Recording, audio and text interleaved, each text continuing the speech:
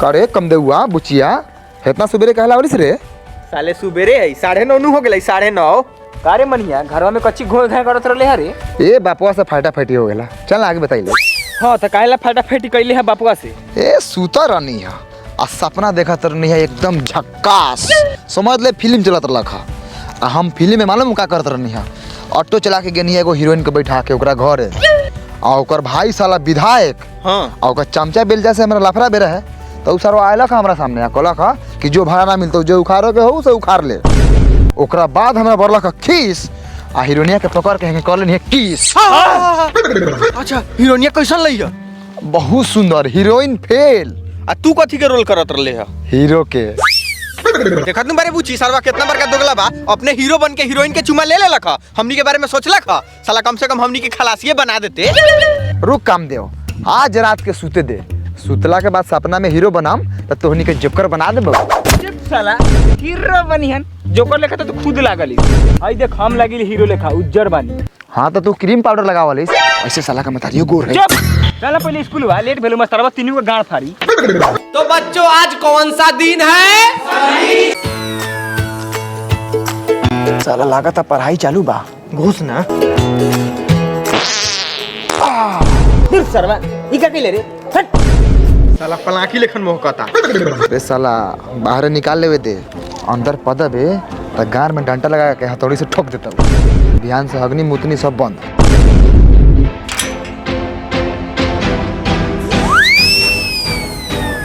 Vasco D गामा भारत कब आया था? ये वास्को चा भारत कब आया रे? साले वास्को चाहे कि वास्को डिब्बा वाला। चुप साला सा वास्को डिब्बा वाला की वास्को डिगामा? हां साला तेज बा जानकारी रख ले बा। सरवा कैलकुलेटर बन जाई।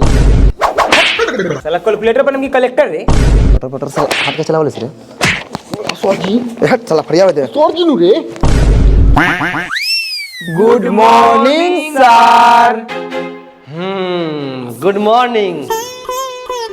कारे सरवा सा तोनी के बाप के जिम्मेदारी बाई हुआ कि 10:30 में स्कूल आवता रे सा? सर जी आज नु पापा से फटाफटी हो गया इसलिए लेट हो गया है। बिहान से नहीं होगा। चल ठीक बा हई प्रश्न के दे उत्तर तब रख बेंच पर चुतर। बताओ वास्को डी गामा भारत कब आया था? वास्को डिब्बा वाला। वास्को डी गामा साला कहता नहीं वास्को डिगामा त डिब्बा वाला कइले बारन। रोक सरवा एगो कर्जा चढ़ गेलू हमरा पर ब्याज सहित वापस करबाऊ। सर वास्को डिगामा भारत कब आया था? बोलो अभी नहीं ख्याल। सर अभी याद नहीं आ रहा है लेकिन बाप के कसम खा के कह रहे हैं को आया था। सर ई बाप कसम झूठा नहीं खाता है सर। आया था कच्ची कइले बारे। सर रुकिए हमको याद है हम बताते हैं। वास्को डिगामा 20 मई 1498 को भारत आया था। वाह रे साला हमरा याद न रखो हम बोलनी है लबदन बोल देले। तेज दिन बना था सरवा तेज बना था। साला पढ़ी ले तब नहीं याद बा।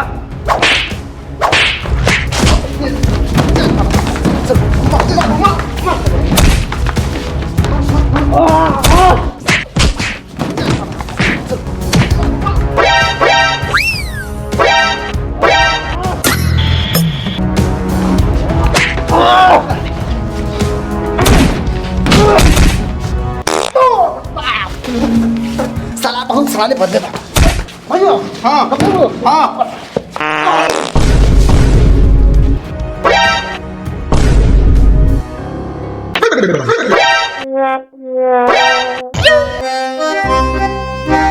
मनी भाई रे पानी तो छोड़ देले बा लसलसाता।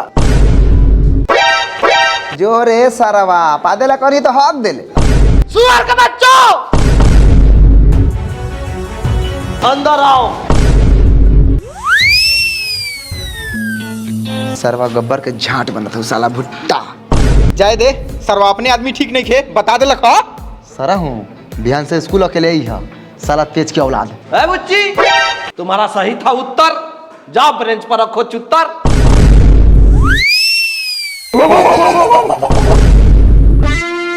पोता काम देव हाथ निकालो।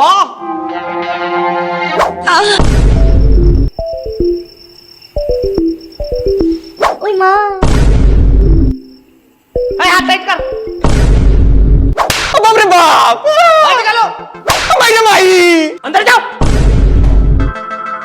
सर हम जानते हैं कि आप मारिएगा, लेकिन मारे से पहले को हमारी बात सुन लीजिए। हाँ बोल बोल। हमारे पापा का ना विधायक से जान पहचान है। आप प्लस पुलिस दरोगा से बातचीत होता है अच्छा खासा, आप नाइट लेकिन अरे बाप रे बाप, तो मालिक रउआ के मारी? हेलो दोस्तों, तो वीडियो आप लोग को कैसा लगा और उम्मीद करता हूँ वीडियो आप लोग को अच्छा लगा होगा।